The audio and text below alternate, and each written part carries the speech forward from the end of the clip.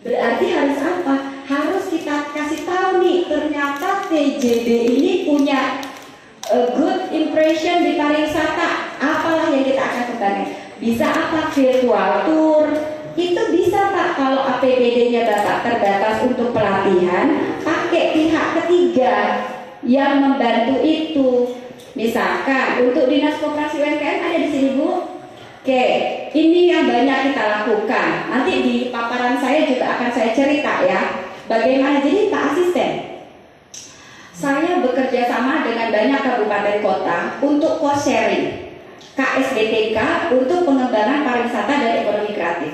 Contohnya, Bapak Bupati Wakatobi punya target sekian untuk UMKM berdaya saing. Dia tidak punya anggaran yang besar untuk melatih para UMKM. Akhirnya kami bekerja sama dengan Ibu Eka Sari Lorena Surbakti, pemilik Lorena Group, untuk melakukan pelatihan di beberapa kota di Wakatobi, Bau-Bau, Kendari. Sifatnya cost sharing itu dituangkan dalam perjanjian kerjasama. Misalkan narasumber ditanggung pihak kedua.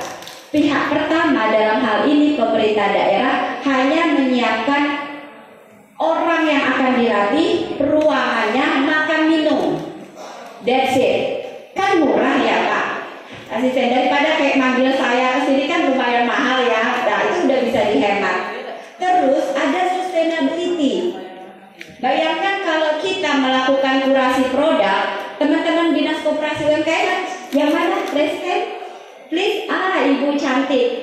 Ibu, kalau kita mengkurasi satu produk itu bisa 1,5 sampai sekian per produk dengan associate ya, dengan partner yang memang punya sertifikasi itu. Karena saya sertifikat asesor saya juga ada. Nah, tapi Ibu bayangkan, Ibu kumpulkan 30 pelaku UMKM yang benar-benar oke. Ibu hemat berapa Bu? 30 kali 1 juta, itu udah 30 juta Ibu hemat. Belum lagi Ibu manggil narasumber. That's it. Itu adalah pola-pola kerjasama yang sangat mungkin bisa dikembangkan. Nah, kemudian aduh Pak Asisten, ini kalau saya cerita banyak banget. Jadi nanti takutnya pada bosan.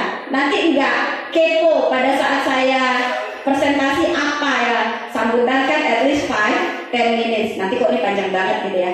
Jadi itu Bapak dan Ibu, tidak mungkin satu OPD itu tidak punya potensi kerjasama. Jadi sangat tidak mungkin.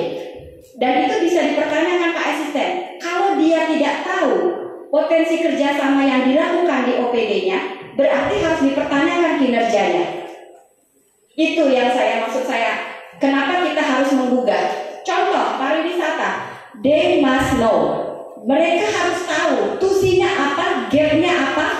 Kan ini bisa kita turunkan. Alhamdulillah nanti ke depannya ya Pak Asisten, kalau kita sudah punya kepala daerah yang terpilih, ada visi misi, ada program kegiatan dituangkan dalam pemetaan potensi kerjasama. Contoh tadi Ibu di Dinas Koperasi, ternyata Pak Bupati pengennya ada UMKM sekian terdidik terlatih.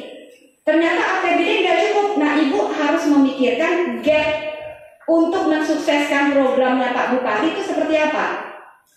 Di semua lah. Contohnya Pak, di Kabupaten Kepulauan Anambas, this is the outermost island Indonesia, alias pulau terdepan di Indonesia. Dia tidak punya shelter untuk ini Pak, ODGJ or something just like. Jadi dia melakukan kerjasama dengan Kota Batam Pak. Saya bilang, saya sarankan kepada dinas sosial setempat, daripada dia buat shelter, memprovide dokter dan yang lain-lain, itu costly. Untuk cara yang singkat adalah menitipkan di shelter-shelter terdekat. Itu artinya pemecahan solusi. Pak Bupati butuh dinas sosial memahami tusinya, berkolaborasi dengan bagian kerjasama. What should do? What's the regulation? Ada regulasinya, Permendagri 22 tahun 2020. KSBD bisa Anambas dengan Batam. Atau punya mungkin shelter untuk KSDPK, shelter di kabupaten lain terdekat yang memang untuk PNKS. sosial kan? Ya itu, that's the point. Jadi intinya adalah hari ini kita akan diskusi bersama dengan Bapak dan Ibu untuk bagaimana kita memajukan Kabupaten Tanjung Jabung